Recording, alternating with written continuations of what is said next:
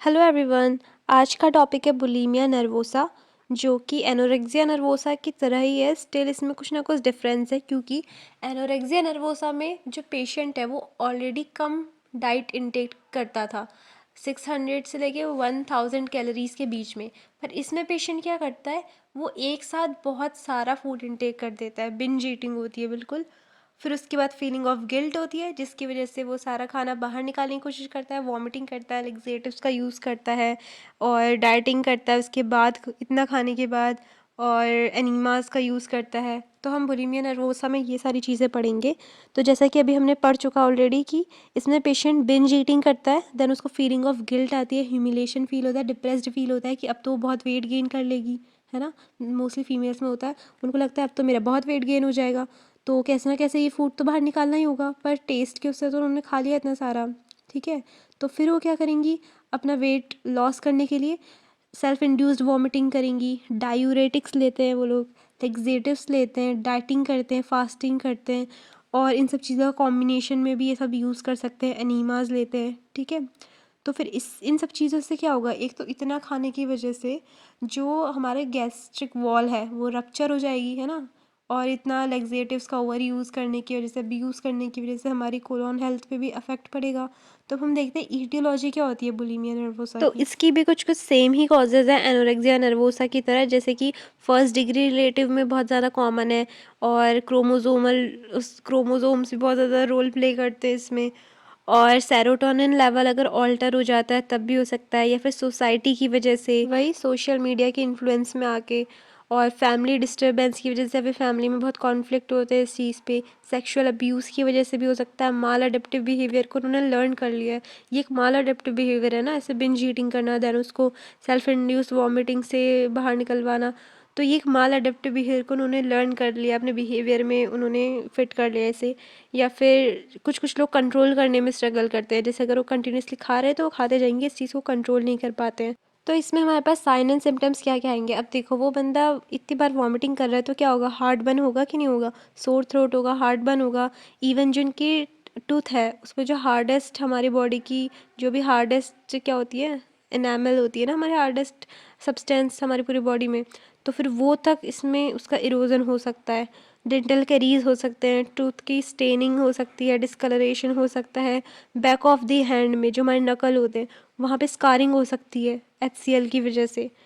Patient की appearance normal होती है या फिर स्लाइटली उनका वेट गेन हुआ रहता है। उनको बहुत ज़्यादा एब्डोमिनल एंड एपिगैस्ट्रिक पेन होता है। क्यों? क्योंकि अब वो इतना बिंज ईटिंग करे तो एब्डोमिनल वॉल तो रप्चर होगी इतना ज़्यादा खाने की वजह से। एमिनोरिया होता है पेशेंट में, पीरियड्स मतलब इम्बैलेंस्ड रहते हैं हमेशा, या नहीं भी आते हैं, उसको एमिनोरिया कहते हैं, एब्सेंस होता है उनका। फ्लूइड एंड इलेक्ट्रोलाइट इम्बैलेंस होगा उनमें। परफेक्शनिज्म देखा जाता है इन पेशेंट में, मतलब उनको एकदम परफेक्ट बॉडी टाइप चाहिए, ठीक है, इसीलिए ऐसा करते हैं। डिस्टॉर्टेड बॉडी इमेज होती है उनके माइंड में उनको लेके, और एग्जैगरेटेड सेंस ऑफ गिल्ट होता है, उनको बहुत गिल्ट लगता है। फीलिंग ऑफ एलाइनेशन होता है, पुअर इम्पल्स कंट्रोल होता है, लो टॉलरेंस फॉर फ्रस्ट्रेशन होती है, पेक्यूलियर ईटिंग हैबिट्स और रिचुअल्स होते हैं, एक्सेसिव एक्सरसाइज रेजिमेंट होता है। कॉम्प्लिकेशंस में हमारे पास क्या क्या होगा, गैस्ट्रिक रप्चर होगा फॉर श्योर, डेंटल कैरीज होगा, इरोजन ऑफ टूथ इनेमल होगा, पैरोटाइटिस होगा, गम इन्फेक्शन होगा, डिहाइड्रेशन, इलेक्ट्रोलाइट इम्बैलेंस होगा, क्रोनिक इरेगुलर बाउल मूवमेंट होगा, कॉन्स्टिपेशन होगा लेक्सेटिव्स के यूज़ की वजह से, इंक्रीज्ड रिस्क ऑफ सुसाइड होगा, साइको एक्टिव सब्सटेंस अब्यूज़ भी कर सकते हैं वो पेशेंट। डायग्नोसिस हम कैसे बनाएंगे, सबसे पहले तो हम फिजिकल एग्जामिनेशन करेंगे पेशेंट का, क्योंकि उसमें नकल वगैरह पे टूथ इरोजन ये सब स्कारिंग दिख सकती है ना। और एक डिप्रेशन के लिए टेस्ट भी होता है जिसको बैक डिप्रेशन इन्वेंट्री कहते हैं, हम उससे भी इवेलुएट कर सकते हैं कहीं पेशेंट को डिप्रेशन तो नहीं है। क्योंकि जैसे मैंने पहले ही बताया था, पहले वाले में ऐसा ही है कि डिप्रेशन की वजह से भी पेशेंट ऐसा करते हैं और इसकी वजह से भी उनको डिप्रेशन हो सकता है, ठीक है। लेबोरेटरी टेस्ट में हम लोग सीरम इलेक्ट्रोलाइट देखते हैं, ब्लड ग्लूकोज लेवल देखते हैं, बेसलाइन ECG देखते हैं, और ICD-10 क्राइटेरिया के अंदर भी हम इस चीज़ को डायग्नोज कर सकते हैं। फिर ट्रीटमेंट मोडालिटीज़ में हम पेशेंट को साइकोथेरेपी देंगे, TCAs और SSRIs देंगे, ये सब क्या एंटी डिप्रेसेंट है, ट्राइसाइक्लिक एसिड और selective serotonin reuptake inhibitors. Self help group हम एडवाइस कर सकते हैं पेशेंट को, मतलब उनमें इंडल्ज करेंगे, हॉस्पिटलाइजेशन करेंगे पेशेंट का। और नर्सिंग इंटरवेंशन हम क्या करेंगे, सबसे पहले हम पेशेंट से एक कमिटमेंट लेंगे कि हाँ, हम आपको इतना फूड इनटेक करवाएंगे और आपको उसको वॉमिट आउट नहीं करना है, या फिर जैसा हम बोलेंगे आपको वैसा वो करना है। एक तरीके से हम एग्रीमेंट करेंगे पेशेंट के साथ, ताकि उनकी हेल्थ बनी रहे। उनको बताएंगे कि क्यों ये ज़रूरी है, क्यों आपकी हेल्थ ऐसे मेंटेन करना ज़रूरी है इस अकॉर्डिंग। ठीक है, ये हमने कर दिया। उसके बाद हम पेशेंट का जो मील है उसको अपने हिसाब से सेट करेंगे, एक पर्टिकुलर टाइम सेट करेंगे कि आपको इतने टाइम पे इसको लेना है।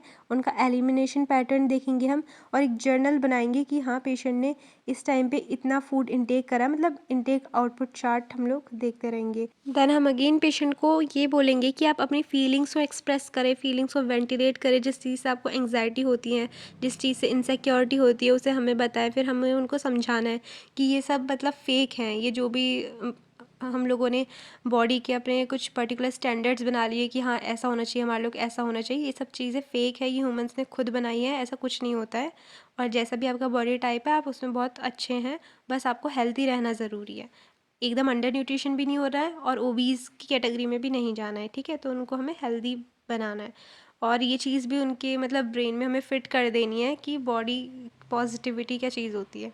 ठीक है, उसके बाद हमें क्या करना है, पेशेंट को मॉनिटर करते रहना है कि कहीं उनको सुसाइडल पोटेंशियल तो नहीं है उनमें। सो हमारा टॉपिक ईटिंग डिसऑर्डर भी कंप्लीट हो गया है। नेक्स्ट वीडियो में हम लोग स्लीपिंग डिसऑर्डर्स पढ़ेंगे, वो बहुत इंटरेस्टिंग है। So that's all for today, bye.